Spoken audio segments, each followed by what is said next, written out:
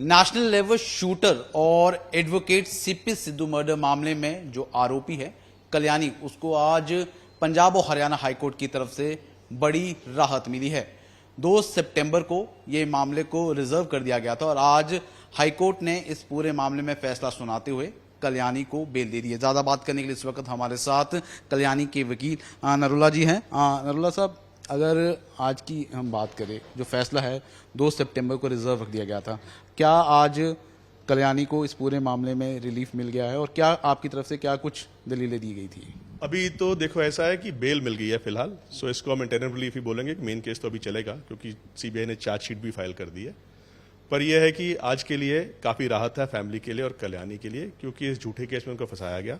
और यही हमने जज साहब के सामने रखा कि जब केस में कोई एविडेंस ही नहीं है और जो एविडेंस सीबीआई के पास थी जब उन्होंने अनट्रेस रिपोर्ट फाइल करी दिसंबर 2020 में, उसके आगे सीबीआई नहीं चल पाई। उनके पास कोई नया गवाह नहीं आया, कोई एविडेंस नहीं आई। अगर वो कहते हैं मौके पे थी कल्याणी उस टाइम, तो उसकी टेस्ट आइडेंटिफिकेशन परेड होती है जुडिशियल ऑर्डर्स के तहत, वो कुछ नहीं हुआ। तो ये सब देखते हुए जो ये कहानी सारी बनाई गई है वो सिर्फ इसको फंसाने के लिए बनाई गई है, क्योंकि शक पे बिना पे। क्योंकि जो मेन हमारा आर्गुमेंट यह है कि जो इन्वेस्टिगेशन होती है that is to trace crime, पर इसमें टोटल जो इन्वेस्टिगेशन करी पुलिस ने, सीबीआई ने इनफैक्ट, वो सारी कंप्लेनेंट सेंट्रिक है कि कंप्लेनेंट बोला कि ये मुलजम है तो सीबीआई ने उसके आसपास अपना जाल बुन दिया, उसके आसपास एविडेंस क्रिएट करने की कोशिश करी, जबकि उनके पास कोई एविडेंस है नहीं। लेकिन नरुला साहब, कल ही सीबीआई ने इस पूरे मामले में चार्जशीट है वो दाखिल की है और अपनी चार्जशीट में उन्होंने साफ तौर पर, सीधे तौर पर कहा है कि उनके पास डायरेक्ट एविडेंस है किस तरह से कल्याणी की इस पूरे मामले इन्वॉल्वमेंट रही है।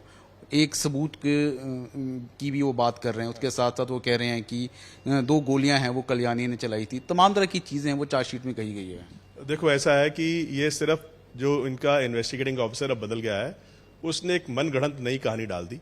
क्योंकि जो ये गवाहों की बात कर रहे हैं, जो नेबर्स की बात कर रहे हैं, हस्बैंड वाइफ की बात कर रहे हैं, उनके नौकर की बात कर रहे हैं, ये सारे गवाह पहले ही सीबीआई के पास थे। और जो इनकी अनट्रेस रिपोर्ट है दिसंबर 2020 की, उसमें सारे गवाह मेंशन्ड हैं और किसी ने भी उसको आइडेंटिफाई ऐसे नहीं करा कि ये शक्ल कल्याणी की है।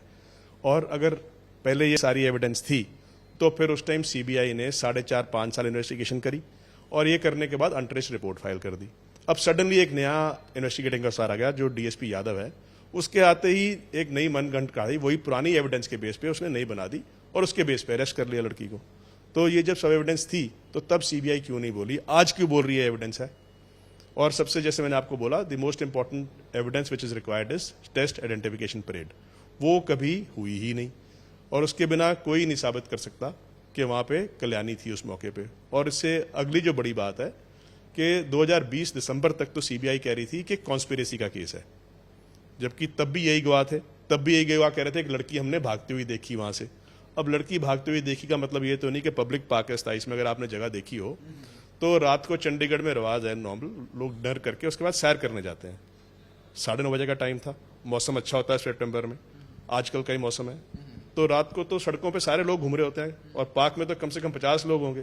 तो कौन सी लड़की भागी कैसे बोलोगे आप जब तक आइडेंटिफाई नहीं करोगे? आइडेंटिफिकेशन कभी हुई नहीं। और इनका कहना कि जी उस पार्क में सिर्फ 2 ही लोग थे, एक जो आदमी मारने वाला और एक कल्याणी, ये मनगढ़ंत कहानी। कैसे इसको साबित कैसे करेगी सीबीआई?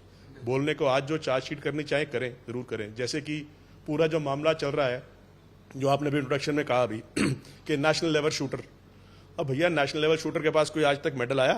किसी ने देखा? आपने देखा आज तक? किसी को पता ही नहीं है।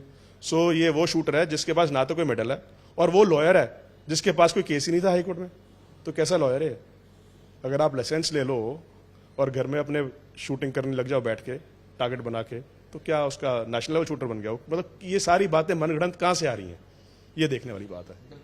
तो फिलहाल बड़ी राहत जरूर है इस पूरे मामले में कल्याणी के लिए। पंजाब और हरियाणा हाईकोर्ट ने इस मामले में आज उन्हें जमानत दे दी गई है। वीडियो जर्नलिस्ट कृष्ण दुर्गापाल के साथ ललित शर्मा, चंडीगढ़ आज तक।